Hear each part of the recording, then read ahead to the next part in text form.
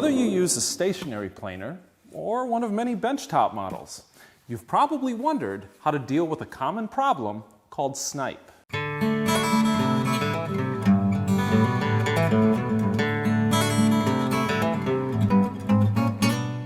Now, snipe refers to the planer's cutter head taking a slightly deeper bite into the ends of the board that leaves shallow depressions that you can often see and feel. And if we take a closer look at this maple board, I'll show you what I mean. Here's the infeed end of the board, and this whole area here is where the snipe is occurring. And I'd say that this area is about a 64th to a 32nd of an inch thinner than this area is. And if I flip the board around to the outfeed side, you can see that snipe is happening here too. Now, snipe is a bit of a hassle, and it's something you should fix so it doesn't end up on your finished work pieces. But it's not that big of a deal if you know how to address it. Here's a couple of pointers. For one, some planers have a manual cutter head lock to help prevent snipe. On this DeWalt planer, it's right here. Get in the habit of engaging this lock after you've set the cutting depth, but before you feed boards into the machine.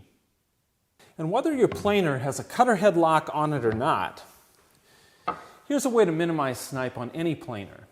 The next time you've got a bunch of boards to plane to the same thickness, think about them in terms of one long board rather than a bunch of short boards. For this anti-snipe trick, that's the key. For each planing pass, feed the lumber in one piece after the next instead of one at a time. Make sure the planer has a constant line of boards running through it with no breaks in the flow. Remember, you're treating this stack like one long board. And when you're done with the run, only the front end of the first board and the back end of the last board might have snipe.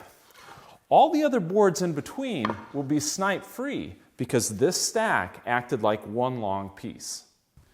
But what do you do when you only have one piece of lumber to plane, or when feeding a big stack continuously is just impractical? Sometimes you end up with snipe on both ends of the boards. And when I'm planning for situations like this, here's what I do. I stop planing when the board is still about a 32nd of an inch thicker than I want it to be. Then I set my joiner for a very shallow pass and skim off the surface until the snipe disappears. 1 or 2 passes is all it takes. Snipe is just part of the surface planing process, but the key is knowing how to avoid it when you can or how to deal with it when you can't. I'm Chris Marshall with Woodworkers Journal magazine, and thanks for watching.